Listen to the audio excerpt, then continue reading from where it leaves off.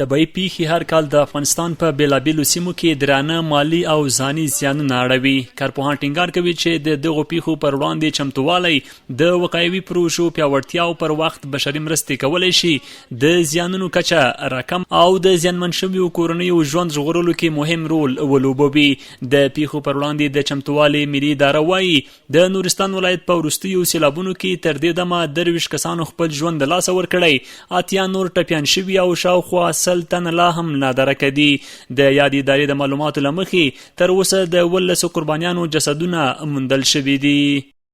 تر دې دمه پورې د لومړنیو معلوماتو له مخې په ټولیز ډول باندې 23 کسان شهیدان، د 80 څخه زیات کسان ټپیان دي او د شهیدانو د جملې څخه د 18 شهیدانو جسدونه موندل شوي دي او د پاته کسانو د جسدونو د موندلو لپاره په پراخه کچه باندې د ژغورنې او پلټنې عملیات روان دي.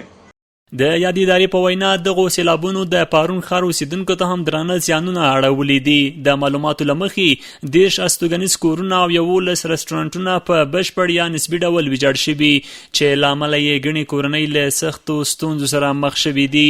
د ادارې مسؤلین وایي د زیانونو د ارزونې، د ژغورنې د عملیاتو او د مرستو د همغږۍ لپاره مرکزي او ولایتي ټیمونه په سیمه کې پر فعالیت بوخت دي.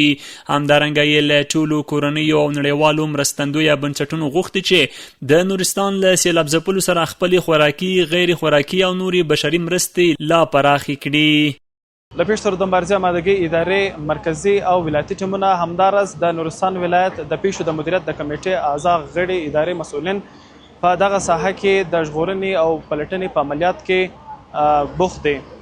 په پای کې له پیښو سره د مبارزې امادګۍ اداره له ټولو همکارو مؤسساتو، مرستندویو بنسټونو، سازمانونو، د خیریه اشخاصو او اداراتو څخه غوښتنه کوي چې د نورستان د ولس د لاسنیوي په موخه دې خپل بشري مرستې ته دوام ورکړي او دغه پیښ او متضرر شویو کسانو سره دې خوراکي، غیر خوراکي او نورې اړینې مرستې ترسره کړي. کارپوهان باور لري چې د طبیعي پیښو پر وړاندې د چمتووالي پیاوړتیا، د خطرونو مدیریت او پر وخت بشري مرستې د ځاني او مالي زیانونو په کمولو کې مهم رول لري. دوی ټینګار کوي چې د حکومت، مرستندویه ادارو او خلکو ګډه همکاري نه یوازې د پیښو د قربانیانو لاسنیوی کوي بلکې د راتلونکو ورته ناورینونو پر وړاندې د ټولنې د چمتووالي کچه هم لوړوي.